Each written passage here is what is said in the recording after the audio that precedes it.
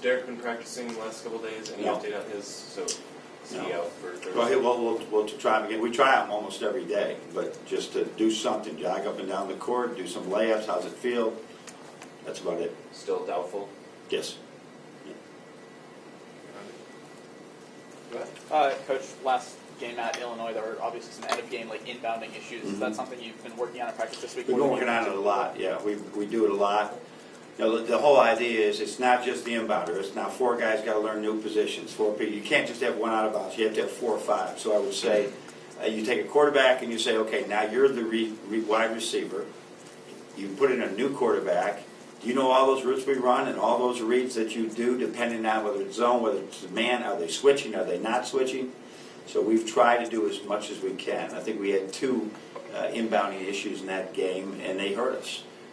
But to say we have it fixed, you don't have it fixed until you really have multiple inbounders who can really pass and experienced players that can do a whole lot of things, can read defense and play. So is that to say that Spike is still the guy down the line on a big inbound player? Is that something Ricky's more ready for? We tried several other people today because the thing you get is, for example, a guy like Zach Irvin is our best. He's like a guy that he can power in there and get the ball in a crowd. He's the biggest, best target of our foul shooters, which means, okay, who's going to take the ball out then? But at the same time, Spike's one of our best guys if trapped and getting the ball up the floor. So hopefully we'll have a couple of different options, including Sean Lonergan late in the game because he throws our best baseball pass. But you hate to put a guy in the game who has sat there for 40 minutes and say, okay, you got to throw this strike to half court.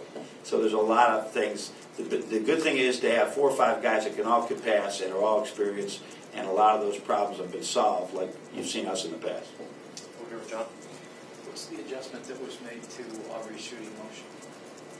Nothing big. He just, when he got here, this was nothing's been done lately. Just continuous work, and but early had a really high arc and had a very slow delivery. So we tried to. That's not going to work at this level. People are longer, they're quicker, they're going to close out. It's not a game of horse anymore, like it may be sometimes in high school or AAU. So he quickened that up and just took his arch down a little bit because there was so much arch in the ball. It's coming down, I believe it's coming down at a different force and hits the rim a little bit with all that arc. It's not as apt to go in. Even though the angle's right, I think you can shoot better with. There's an arc for every kid, and we try and find it. And his is much reduced from what it was. Right in the middle of the rock.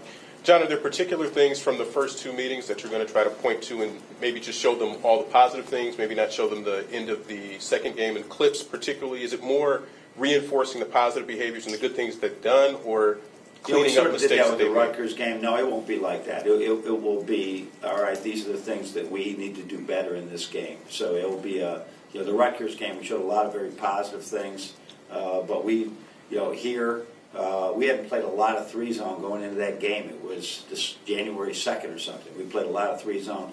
They might have been surprised by it because we hadn't hardly played it. I would have been too. And they changed their approach a little bit, hit a big 3 against us with a minute and a half to go last time. So we'll, I think both teams will try to change a little bit, we're not going to go, okay, that was a perfect game. We've already showed them. We worked a lot yesterday on just some things late in that game that we wish we had done better. I think last night you called Zach your at this point your best shutdown defender. Is that probably if we were going to say, okay, let's stop this one, because he's got a couple of things. He's got the length and he's got as much experience as any sophomore can have. So what strides is he taking there, though? Well, I think he sees the ball, he sees the action, and he understands angles. There's a play way back in the Eastern Michigan game where they had one of the local kid, junior college kid, came out, had the ball at half court. Zach came and played him on the sideline and drove him to the basket, and he got fouled. It was like he's understanding that you don't create offense with your defense sometimes, and he was creating offense.